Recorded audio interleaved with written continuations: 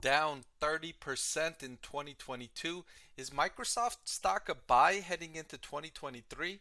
I'm going to answer that question in this video, looking at a few different metrics considering its valuation and a few other fundamental prospects. So let's get right into it.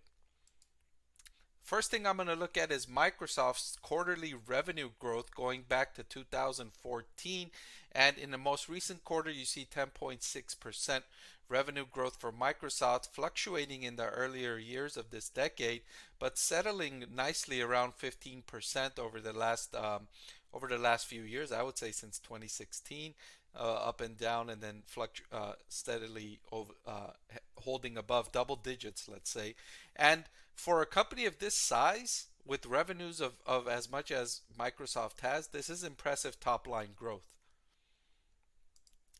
The next metric I wanted to show is Microsoft's quarterly revenue going back to 2014, and also its total operating expenses in going back all the way 2014.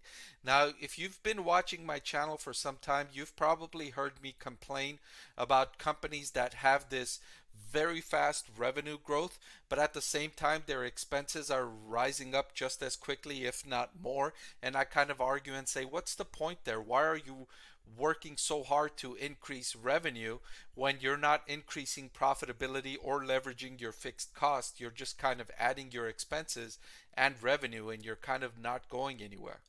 Well, that's not the case for Microsoft. For Microsoft, I see exactly what I like to see from an investor's point of view. I see revenue going up very nicely. You see that trajectory going from a little over 15 billion all the way up to 50 billion in its most recent quarter. And at the same time, you see expenses are going up. Yes, they're not staying still. I don't expect the company's expenses to stay flat as revenue explodes. I do expect to see that's necessary, right, for expenses to go up. But I just like to see it go up a little bit slower than revenue, and for there to be a nice increasing gap between the two, like you see here.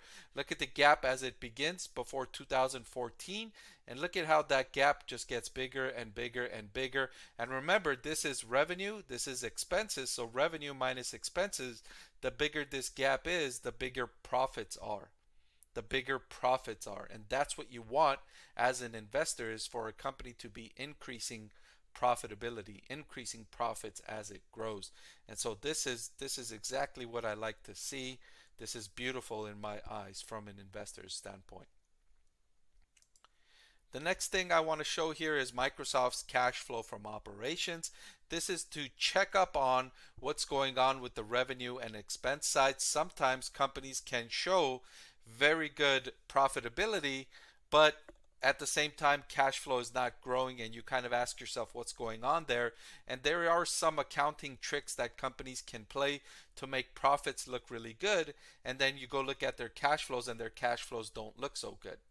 And I won't get into all the details of how management is able to manipulate sales and in that kind of thing. But I'll just say that there are methods that management can use to do that. So I always like to check cash flow from operations to make sure that it's in sync with profitability in terms of net profits. And I do see very nice increasing cash flow from operations from less than 8 billion in 2014 all the way up to 23 billion in its most recent quarter. Very solid cash flow from operations growth, and I like what I see here from Microsoft. Um, Again, this stems from the company's dominant enterprise product, of course, Windows. It's 365 application software, the Microsoft Productivity Suite, and all of its products are very intertwined with business enterprise operations. It's difficult for businesses to get switch from Microsoft. The cost of switching is high. Your employees have probably learned how to use Microsoft Excel, and so trying to get them off of that and into another product will be difficult, if not not efficient either. And so they've got a sticky revenue base, and especially as they switch to the cloud, that's going to be even stickier for Microsoft going forward. All right, and the final thing I will look at to answer if Microsoft stock is a buy for 2023 is their valuation. And what I'm looking at specifically is their forward price to earnings ratio. And we've seen that has come down from a peak of over 35 down to about 24.6 most recently. I would say is a relatively fair valuation. It's about the cheapest. If for a moment it was lower, you were able to capture the stock at an even lower valuation. But before this recent downturn, you look back all the way before 2021, you weren't able to buy this stock at this kind of valuation. So relatively inexpensive as well. So to answer my question, is Microsoft stock a buy for heading into 2023? I would say yes. Microsoft stock is a buy heading into 2023. The company's got excellent prospects. I like the margin expansion. I like the revenue growth longer term. I like the product suite. I think it's going to be a good investment for shareholders over the long term. If you want to reduce your risk even more, instead of buying if you're thinking about buying Microsoft stock, instead of buying it all at once, split up your purchased allocation. Let's say you're thinking about buying $1,000 worth of Microsoft stock for 2023.